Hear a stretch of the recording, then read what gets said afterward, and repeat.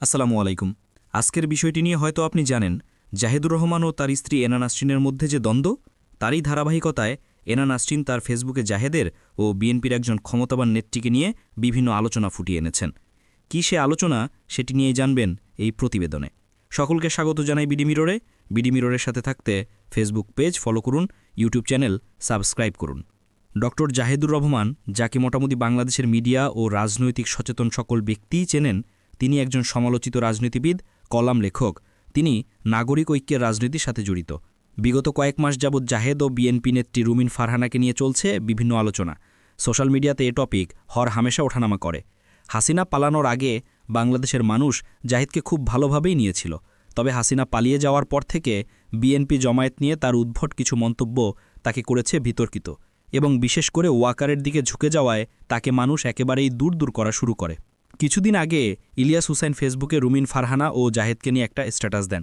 এরপরেই জাহিদ রুমিন হয়ে যায় talk of the country topic. তারই ধারাবাহিকতায় গতকাল জাহেদের স্ত্রী এনা নাসরিন একটি দীর্ঘ স্ট্যাটাস দেন। সেই স্ট্যাটাসটিকে কেন্দ্র করে ইলিয়াস হোসাইন, মাসুম মাহবুব ও ওয়াহিদ ফারুকির স্ট্যাটাসে আবার ছড়িয়ে পড়ে জাহেদের কাণ্ড। কী স্ট্যাটাস ছিল, চলুন দেখে নেওয়া যাক। এনা নাসরিন লিখেছেন, বিশেষ বিবৃতি ২১ জুন ২০২৫। আমাকে একটি অজ্ঞাত আইডি থেকে জানানো হয়, একজন প্রভাবশালী নেত্রীর কাছে আমার দাম্পত্য সঙ্গীর একটি ব্যক্তিগত ভিডিও রয়েছে। অভিযোগ করা হয়, উক্ত ভিডিও ব্যবহার করে তিনি দীর্ঘ কয়েক বছর যাবৎ আমার দাম্পত্য সঙ্গীর কাছ থেকে বিভিন্ন অনৈতিক সুবিধা আদায় করছেন। সংসদের হ্যান্ডগ্লাভস লেখা থেকে শুরু করে বিদেশি দূতাবাসে চাপ সৃষ্টি করে ইনভাইটেশন, এমনকি আরও কিছু বিষয় যা উচ্চারণ করা শিষ্টাচার বহির্ভূত। তথ্যদাতার দাবি, উক্ত ভিডিওটি তার নিজের কাছেও আছে। এ কথা জানার পর আমার দাম্পত্য সঙ্গী ধারণা প্রকাশ করেন যে আইডিটি হয়তো গোয়েন্দা সংস্থার সাথে সংশ্লিষ্ট। পরবর্তী সময়ে উক্ত আইডি থেকে আমাকে অনেকবার মেসেঞ্জার ভিডিও কল করে ভিডিওটি দেখানোর চেষ্টা করা হয়। আমি নীতিগতভাবে কারো ব্যক্তিগত ভিডিও দেখা গর্হিত মনে করায় কখনোই সেই কল রিসিভ করিনি। ব্যাকগ্রাউন্ড: ৬/৭ এপ্রিল ২০২৪ আমার দাম্পত্য সঙ্গী স্বীকার করেন, তার ব্যক্তিগত একটি ভিডিও তার এক প্রাক্তন প্রেমিকার মাধ্যমে এক প্রভাবশালী নেত্রী হস্তগত করেন। ২০১৯ থেকে আমার দাম্পত্য সঙ্গী বারবার কথাবার্তা ও আচরণে জিম্মিত্বের বিবিধ ইঙ্গিত দিয়ে আসছেন। ২১ জানুয়ারি ২০২৫ ব্রেইনের আয়োজনে বাংলা একাডেমির এক আলোচনা সভায় আমার দাম্পত্য সঙ্গী এক প্রভাবশালী নেত্রীর চাপের কথা বলে আমাকে উক্ত অনুষ্ঠানে না যেতে বোঝানোর চেষ্টা করেন, এবং পরবর্তীতে তিনি নিজেও উক্ত আলোচনা সভায় অংশগ্রহণ থেকে বিরত থাকেন।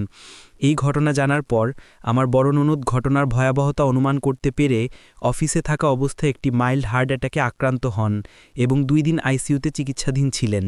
১১ মে ২০২৫ আমার দাম্পত্য সঙ্গী আমাকে জানান তিনি ভীষণ বিপদে আছেন, আমার সাহায্য তার প্রয়োজন, তবে বিস্তারিত বলতে অক্ষম, তাই আরও সময় চান।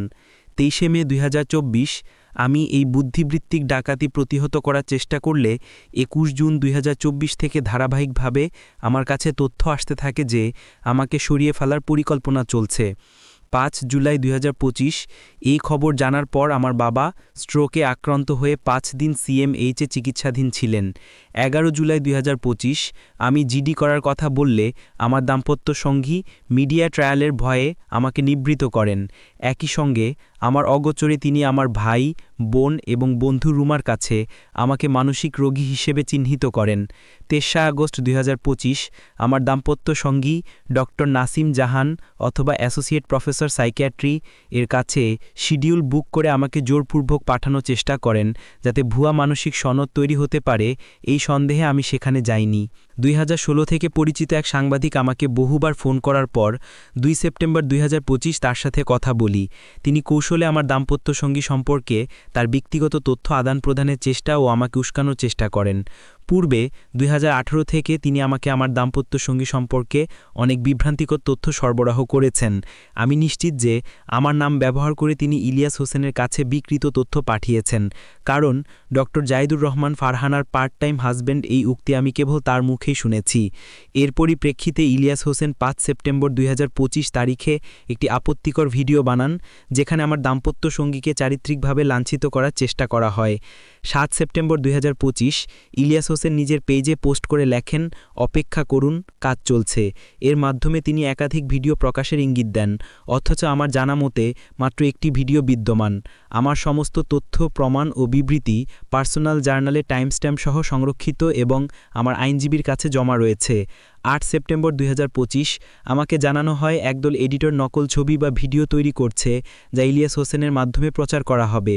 ১৩ সেপ্টেম্বর ২০২৫ আমাকে জানানো হয় আমার দাম্পত্য সঙ্গীকে আক্রমণে ষড়যন্ত্র চলছে। আমি সেই সাংবাদিককে আইনি দায়বদ্ধতার বিষয়ে সতর্ক করলে উক্ত সাংবাদিক নিজের দায় অস্বীকার করেন। আজ আমি যখন ইলিয়াস হোসেন এবং উক্ত সাংবাদিকের বিরুদ্ধে সংশ্লিষ্ট আইনে মামলা করতে চাই, তখন আমার দাম্পত্য সঙ্গী ডক্টর জাহেদুর রহমান আমার বড় ভাইকে হোয়াটসঅ্যাপে কল করে বলেন আমি মামলা করলে তিনি আমাকে ডিভোর্স দেবেন। এতে আমার ধারণা দৃঢ় হয় যে সত্যি হয় ইলিয়াস হোসেনের কাছে একটি গোপন ভিডিও বিদ্যমান, যা ব্যবহার করে একজন প্রভাবশালী নেত্রী আমার দাম্পত্য সঙ্গীর রাজনৈতিক মতামত নিয়ন্ত্রণ করছেন। আমার ঘোষণা, আমি সকলকে সতর্ক করছি, আমার দাম্পত্য সঙ্গী কোনো আসল বা নকল ভিডিও যেন কেউ প্রকাশ না করে। আমার দাম্পত্য সঙ্গী যদি আমার কাছে কোনো অপরাধ থেকে থাকে, আমি আইনগত পথে তা মোকাবেলা করব। কোনো সাংবাদিক বা জনগণের কাছে আমি বিচার প্রার্থনা করব না ও করিনি। আমার কাছে আমার দাম্পত্য সঙ্গীর দাম্পত্য অপরাধ থাকলে সেই বিষয়ে অভিযোগ আনার একমাত্র আইনগত অধিকার আমার। কারো ব্যক্তিগত ভিডিও ধারণ, সংরক্ষণ, প্রচার বা প্রকাশ আইনত দণ্ডনীয় অপরাধ। স্মরণ করিয়ে দিচ্ছি, ২০১১ সালে মডেল অভিনেত্রী প্রভার ব্যক্তিগত ভিডিও প্রকাশিত হলে আমার দাম্পত্য সঙ্গী নিজেই bdnews24.com একটি প্রতিবাদী লেখা প্রকাশ করেছিলেন। তিনি সবসময়ই ব্যক্তিগত গোপনীয়তার পক্ষে সোচ্চার ছিলেন। আমি বিশ্বাস করি যৌন গোপনীয়তা কেবল নারীর অধিকার নয়, পুরুষেরও সমান অধিকার। স্ক্রিনশটগুলো সেন্সর করে কমেন্ট বক্সে দেয়া হবে।